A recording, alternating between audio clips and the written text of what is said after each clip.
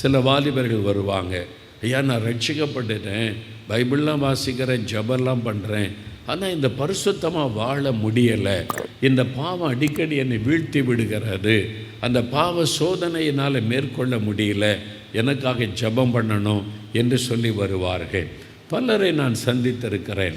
சிலருக்குள்ள என்ன எண்ணம், ஒரு வாலிபனால் பரிசுத்தமாக வாழ முடியாது, என்னால் பலவிதமான பாவ சோதனை இருக்கிறது, பாவம் நிறைந்த உலகத்தில் வாழ்கிறோம், கண்களை எப்படி பரிசுத்தமாய் காத்து கொள்வது, சிந்தனைகளை எப்படி பரிசுத்தமாய் காத்து கொள்வது, அதெல்லாம் நம்ம தாக்கப்படுகிறோம், அப்பப்போ வீழ்ச்சி அடைகிறோம், பரிசுத்தமாய் வாழ முடியாது, இந்த எண்ணம் சிலருக்குள்ளே வருகிறது.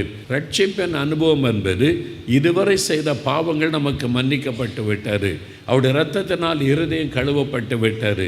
ஆனால் பாவம் நிறைந்த உலகத்தில் தான் இருக்கிறோம், அனுதினமும் பாவ சோதனை வருகிறது. நம்ம வசிக்கிற இடத்துல, வேலை செய்கிற இடத்துல, படிக்கிற இடத்துல, எல்லா இடத்துல பாவம் நம்மை சுற்றி நெருங்கி நிற்கிறது என்பதாக எபிரேயர் 12ஆம் அதிகாரத்திலே வாசிக்கிறோம். அப்போ பாவம் எந்த நேரத்தில் நம்மை தாக்கி வீழ்த்தலாம், அந்த வீழ்ச்சி தான் அநேகரை சோர்ந்து போக பண்ணுகிறது. அப்போ எப்படி நம்ம இந்த உலகத்தில் வாழ்வது?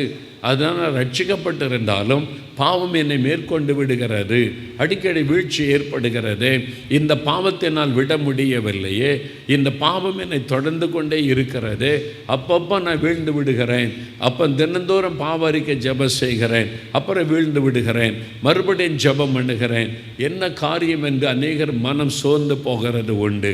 ஆனால் பரிசுத்த ஆவியானுடைய வல்லமை உங்களுக்குள்ளே முழுமையாக இறங்கி ஆட்கொண்டு விட்டால் பூரண ஒரு விடுதலை, அந்த பாவத்தின் கட்டுகள் அறுக்கப்பட்டு ஒரு பரிபூர்ண விடுதலையை நமக்குள்ளே தருகிறவர் தான் பரிசுத்த ஆவியானவர். அவரால் தான் முழுமையான ஒரு பரிசுத்தத்தை நமக்குள்ளே தர முடியும். எந்த பாவம் உங்களை வீழ்த்துகிறதோ, எந்த பாவத்தில் அடிக்கடி வீழ்கிறீர்களோ, அந்த பாவத்திலிருந்து விடுதலை கொடுத்து ஒரு வெற்றியுள்ள வாழ்க்கை கொடுத்து ஒரு பரிசுத்தத்துக்குள்ளே நடத்துகிறவர் தான் இந்த பரிசுத்த ஆவியானவர். அதுக்குத்தான் இந்த அபிஷேகம்.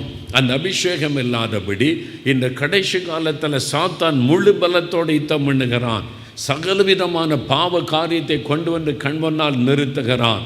இன்றைக்கு பிசாசு கொண்டு வருகிற சோதனை மிக பெரிதாக இருக்கிறது.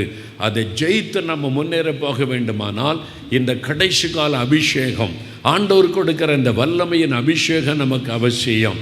அந்த ஆவியானவர் வரும் பொழுது ஒரு பெரிய விடுதலை உண்டாகி ஜெயமுள்ள ஒரு வாழ்க்கையை ஆண்டவர் தருகிறார்.